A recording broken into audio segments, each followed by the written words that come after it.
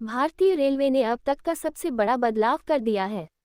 अगर आप भी ट्रेन से सफ़र करते हैं तो आपको रेलवे के नए नियम के बारे में जान लेना चाहिए, नहीं तो खामखा लेने की देने पड़ सकते हैं।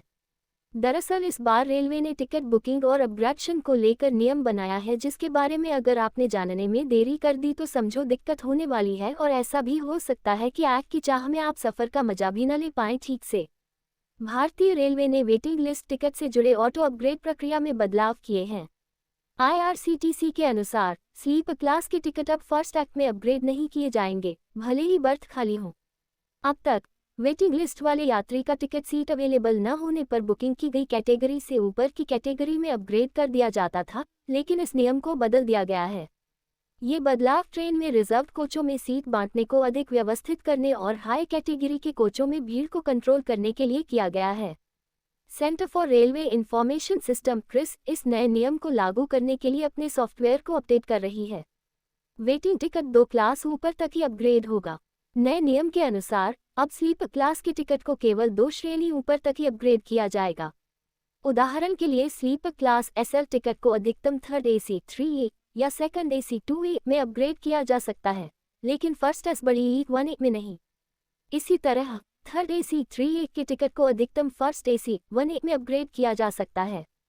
पहले अगर स्लीपर क्लास या अन्य लोअर क्लास के टिकट वेटिंग लिस्ट पर होते थे और हायर क्लास जैसे 3A, 2A या 1A में सीटें उपलब्ध होती थी, तो यात्रियों को ऑटोमेटिक फर्स्ट AC 1A तक अपग्रेड किया जा सकता था।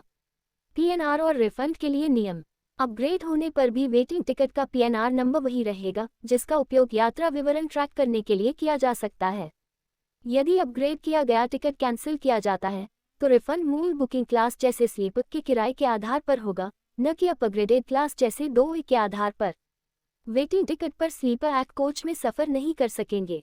इससे पहले भारतीय रेलवे ने 1 मई से वेटिंग टिकट के लिए नए नियम लागू किए थे।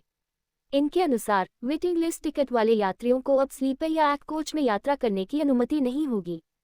जिन यात्रियों की टिकट वेटिंग लिस्ट में हैं, वे अब सिर्फ जनरल कोच में ही सफ़र कर सकेंगे। अगर कोई यात्री वेटिंग टिकट पर एक्ट या स्लीपर कोच में यात्रा करता हुआ पाया जाता है तो उस पर जुर्माना लगेगा। उल्लंघन के लिए जुर्माना। एक्ट के लिए जुर्माना 440 रुपये, स्लीपर के लिए जुर्माना 250 रुपये। इसके अलावा आपको ट्रेन के शुरुआती स्टेशन से लेकर उस स्टेशन तक का किराया देना होगा जहां आप पकड़े गए हैं। टिकट कंफर्म न होने पर अपने आप रद्द हो जाएंगे। रेलवे ने बताया कि IRCTC के जरिए बुक किए गए टिकट कंफर्म न होने पर अपने आप रद्द हो जाते हैं, लेकिन काउंटर से बुक किए गए टिकट का इस्तेमाल लोग ट्रेन में चढ़ने के लिए करते हैं। इस वजह से कंफर्म टिकट वाले यात्रियों को असुविधा होती है। 1 मई 2025 से लागू होने वाला एक और नियम ये है कि IRCTC की वेबसाइट या ऐप से बुक की जाने वाली हर ट्रेन टिकट के लिए OTP आधारित मोबाइल सत्यापन की आवश्यकता होगी। इस उपाय का उद्देश्य सुरक्षा बढ़ाना और बुकिंग प्रणाली के दुरुपयोग को रोकना है। भारतीय रेलवे ने अपना नया ऐप स्वरेल एंड्रॉयड यूजर्स के लिए रोल आउट कर दिया है। यह ऐप यात्रियों को टिकट बुकिंग से लेकर ट्रेन स्टेटस और खाना ऑर्डर करने तक की सभी सेवाएं एक ही जगह पर देगा। इसके अलावा इस ऐप का उपयोग करके यूजर्स अपनी यात्रा से जुड़ी किसी भी समस्या का समाधान आसानी से कर सकेंगे। इसे Centre for Railway Information System CRIS ने डेवलप किया है।